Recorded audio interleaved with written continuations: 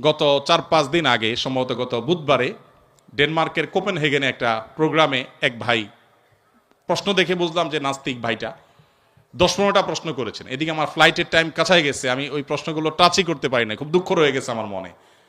এই সবগুলো প্রশ্নের গোড়া এক জায়গায়, সেটা হলো যে নিজের বিবেক দিয়ে আল্লাহকে বোঝার চেষ্টা করা।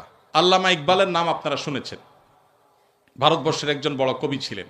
আল্লামা ইকবাল বলেছেন, জু সমঝ মে আ গই ও ফির খোদা কিউ কর হুয়া।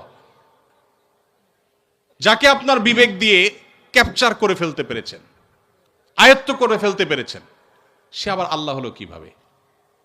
আমাদের কোন মুসলিম ভাইয়ের মনে প্রশ্ন জাগতে পারে যে অন্য ধর্মাবলম্বীরা আল্লাহর প্রতি ঈমান না আনার কারণে সে জাহান্নামে যাবে কেন? সে তো অনেক ভালো কাজ করেছে।